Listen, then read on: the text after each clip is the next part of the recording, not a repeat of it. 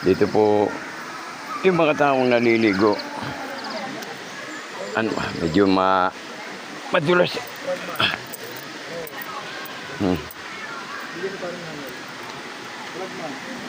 Ayan, yung mga taong naliligo, ayan. Yung pinapaligo nila galing sa yapak ng Panginoong Jesucristo. Yung nagdarasal doon, tapos sa yung tubig hanggang dito, hanggang doon, yun ang yan naliligo yung mga tao. Yun, no? Matanda, yung mga sakit sa katawan. Yung daw, kung may masakit ang katawan mo, ligo ka dyan, mawawala. Nakakagamot yung tubig na yan. Oo. Di tayo nakapagdala ng galon, ano.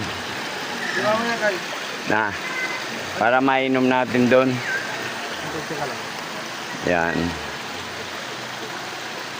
Ang gandang view, oh. Pero mo na. Ganda?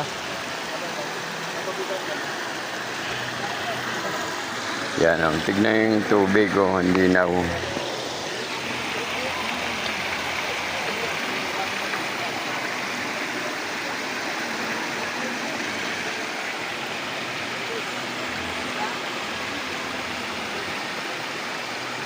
Ang ganda, no?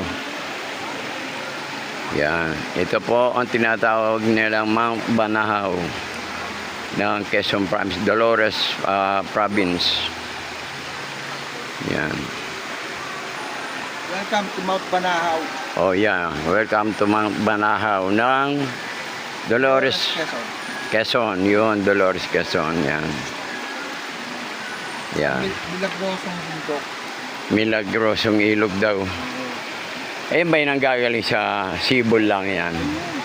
Yan, gagaling. Sibol lang daw yan. Ay, yung paliguan ng Diwata. Oh, paliguan daw ng Diwata. Dito. Diwata. Mm.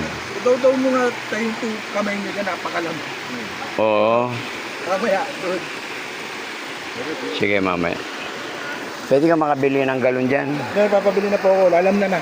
Alam na. Hindi daw siguro. Yan. Kanina sukulit. Magdadala ako ng tubig. Yun.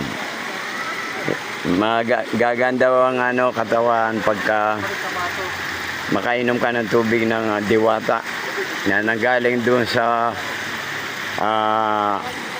bakas o yung yapak ng Panginoong Jesucristo. Ayan po. Doon yung yapak ng Panginoong Jesucristo at dito yung paliguan